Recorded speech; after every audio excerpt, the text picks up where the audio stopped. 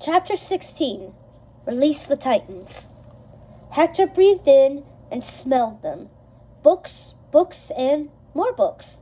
His eyes scanned the cozy wood-paneled, shelved-lined space lit by overhead fluorescent lights. "Don't you just love that smell?" May said, leading him deeper inside the library. Hector started to agree, but then he sneezed. "Yeah, except when they trigger my allergies," he said. "Bless you." They both laughed, but then May's expression turned serious. They were here for a reason, and just thinking about it made Hector feel anxious. "This way," May said, pulling his arm and leading him all the way to the back of the library.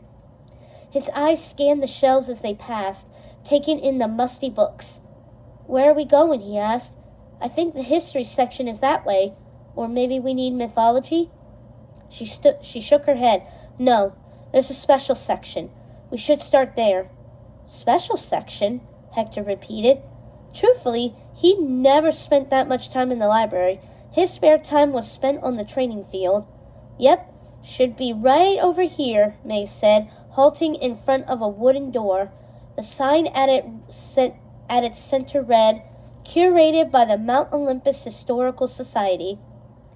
"There's a special section dedicated to our town's history and the Mount Olympus Spartan Run," May told Hector, twisting the handle and leading him inside. The room was filled with books, maps, and historical documents. Comfortable chairs and sofas were placed around the room. There were 3 ancient computers on desks set against the back wall. "Wow, how did you know about this?" Hector asked, scanning the space. He approached a map encased in glass, studying the town layout. "Dad made me do a research paper on the Spartan Run race," she said, with an exaggerated eye roll. "He wanted me to understand how important it was and learn the history. He said training is as much mental as it is physical." "Hardcore," Hector said. "And also, super true. I grew up in a family totally obsessed with it, so I started learning about the Zeus Cup before I could even crawl." Hector explored the room. Displayed on one wall were black and white photographs depicting the construction of the town center. His eyes fixed on the pictures showing the marble statues being hoisted by a crane and installed in the park. He loved how photos could preserve a moment in time, or in this case, in history. "Check this out," May said, calling him over to one of the tables. She had a large book open in front of her. "According to this, the original founders of our town immigrated here from Greece." "Everyone knows that," Hector said. "They brought the marble statues too." "Yep, exactly," May nodded, flipping through the book. "But that's not all they brought over." The next page showed an old photograph of the Zeus Cup. May's eyes lit up excitedly. "They brought the Zeus Cup?" Hector said. "Wow, then it could be really old. Ancient even." "Exactly," May said, scanning the pages. "But there's more. It says here that the founders of the town brought the Zeus Cup over from Greece to hide it." "But why would they need to hide it?" Hector said. "Hades," May said, her face turning darker. She flipped to the next page. Hector started back in fear. It was a painting of Zeus and Hades battling as Zeus tried to imprison his brother in the underworld. But that wasn't what caught Hector's eye.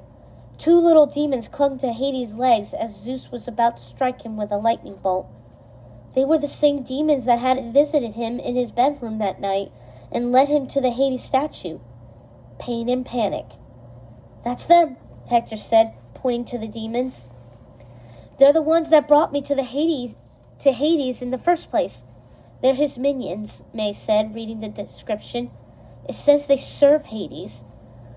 "I can't believe this is happening," Hector said. "It's impossible." "I can't believe your camera tried to burn you alive," May said, giving him a pointed look. "I think we left impossible behind a long time ago." "Good point." Hector followed her gaze to the next section. It was all about the town's Spartan Run. "Look here," May said. "According to this, the Mount Olympus Spartan Run originated in ancient Greece. It was a test to select the best protector for the Zeus Cup." "A test?" Hector said, thinking it over. May continued reading. The victor in the race was supposed to be the strongest and bravest, the hero most suited to keep the Zeus cup safe and out of Hades' greedy hands, Hector finished. Yep, it makes sense, May said. They wanted to find a way to protect it. Why not a race? Hector's stomach filled with dread. And I've completely failed as a hero. No, Hades tempted you into making a deal, May said empathetically, meeting his eyes. That's what he does. He manipulates mortals. He's also a liar. You can't trust him. May pulled down another book, this one titled The God of the Underworld. The cover even looked scary, with flames and demons surrounding Hades. Hate to tell you this, May said, flipping through the book of the Lord of the Dead, but he's a pretty bad dude. Ugh, tell me something I don't know, Hector said, scanning the pages. Images of the underworld flashed before his eyes, making him shudder in fear. The land of the dead resembled a cavernous, underground hellscape constantly burning with fires, and populated with ghastly monsters. They were the creatures of nightmares. Their fearsome visages flashed before his eyes as May flipped the pages. One looked like a ferocious, three-headed dog. Its name was Cerberus. Apparently, Cerberus was the guard of the underworld and served Hades. Another creature had a number of heads as well, but it looked like a water serpent. Its name was Hydra.